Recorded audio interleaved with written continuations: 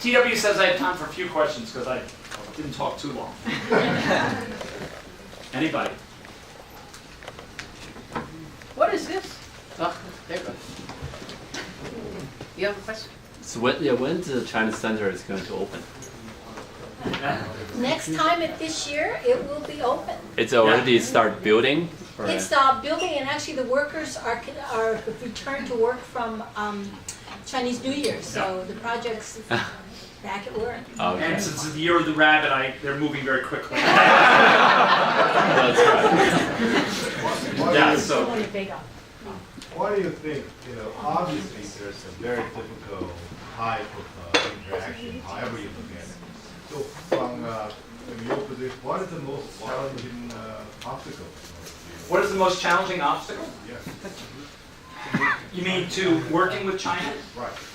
All of these programs. I think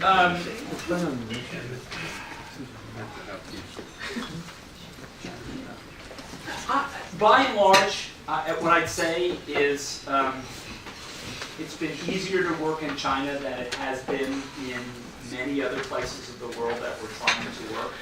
It's not without one needs a certain amount of patience. One needs to know who controls, who makes decisions and has the power to make them.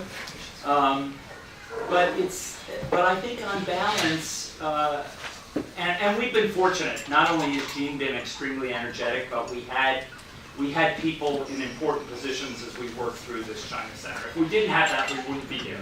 We just wouldn't be there. We wouldn't get a shot at it. So I think on balance, it's been pretty good. I mean, I think there's a sense of impatience. The last time I was in China, I was there for the, they have a meeting of foreign presidents of various universities, mostly American, every few years in China, and then all the Chinese presidents of their universities. Well, probably about 200 or so of their universities and institutions. They're grappling with a lot of issues. One of the issues that they're definitely grappling with is excellence versus equity or equality, depending on how you think of it. Should China try to build a few really great universities, the American model, or should they follow what I would call the mainland European model, maybe for lack of a better name, where you kind of spread everything out and to some approximation you try to think of all the universities as equal in some ways. Right? That doesn't exactly happen, but to some extent there's a little bit of in some countries in Europe. And that creates a real tug of war between them. So when I was giving a talk, and I said, you're going to have to make this decision. Because unless you're willing to really let merit and excellence drive it, then then you won't have a university in the top 25 or 50 in the world, which is their ambition, absolutely. I said, but if you let that drive it, then Tsinghua and Beida will inevitably get there, and it's just a question of time. So I gave my talk. They were all very polite. Nobody asked any really hard questions. Then the president of Tsinghua gets up and gives his talk.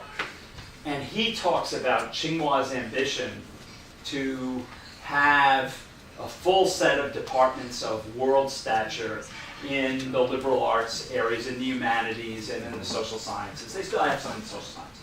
But really go back to the way they were before the Russians kind of reorganized Tsinghua and Beida. So, boy, they asked him really hard. So, obviously there's a lot of internal debate going on about these things as they go forward. But I think,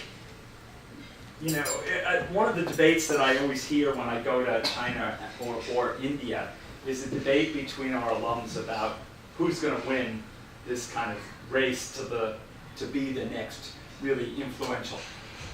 And I'd rather be China trying to figure out how to get democracy than India trying to figure out how to deal with chaos. In the end, I think it'll come very slowly. I think, but they're struggling obviously with how they're going to get there.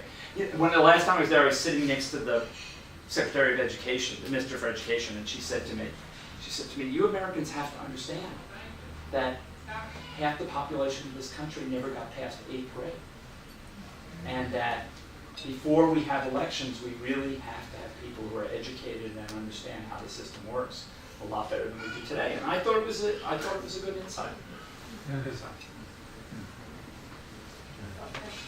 Okay, yeah, I have a question about undergraduate admission from Yes. China. So as China is growing, the education system is reforming and more towards the open system. So there's a tremendous resources of very capable students from high school or potentially students we should consider to admit.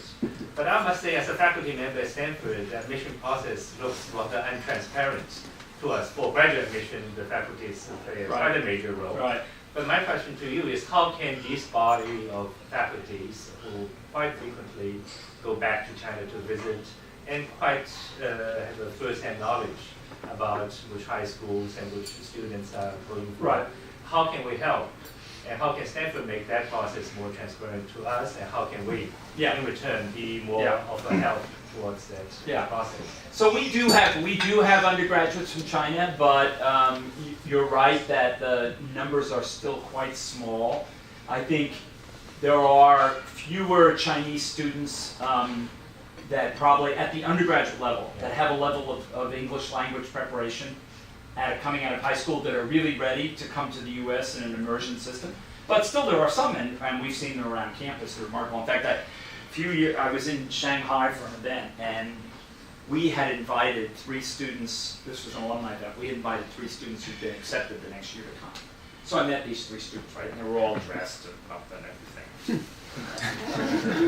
And then it's freshman arrival day, and Andre and I always host a big reception for all the freshmen in the Hoover House garden during the first week. And up walked these 3 students, and they said, and I look at them, I thought they were Californians. I thought they were Californians. You know, the guy had on shorts, you know, they looked like Californians. And they said, oh, we're the students from Shanghai. And I said, oh my goodness. So it's kind of an interesting insight. So I think that I think we can take students. We basically, on international students, we run out of financial aid at some point. We do not have enough financial aid for international students.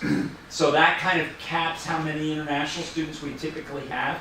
And I like to see that percentage go up, although we've gone up in the 10 years I've been president, we've gone up from about 6% to about 8% international students. I think we'd like to go up to 10%.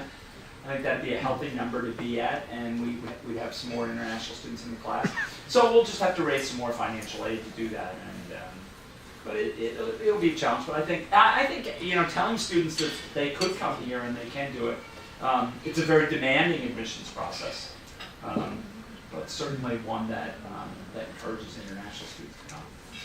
I'd just like to remind everyone that the Dean of Undergraduate Admissions is, after all, a rickshaw.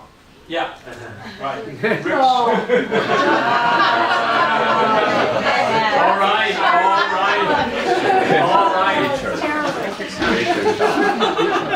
Great job. Okay, thank you all, and enjoy your dinner. Well, since you say you're going to learn some Chinese, right? Oh, I am. So on behalf of this group, Oh. there's a little present for you. Oh, In thank the you. first place, the bag is Chinese. Okay. From Fudan Daxue. Okay. And then there's no word of English in it. So I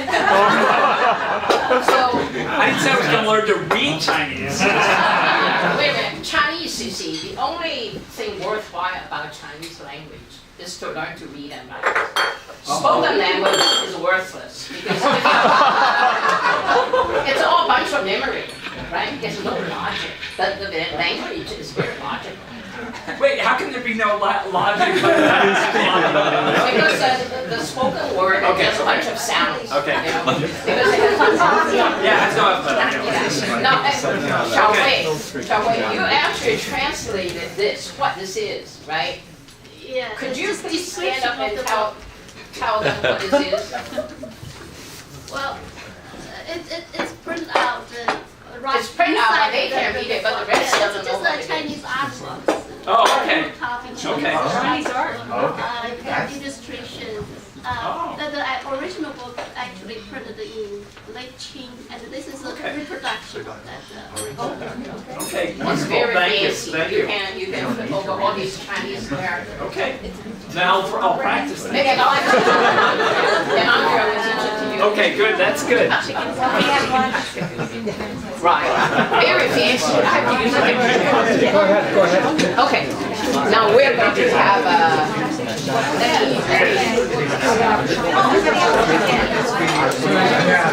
let me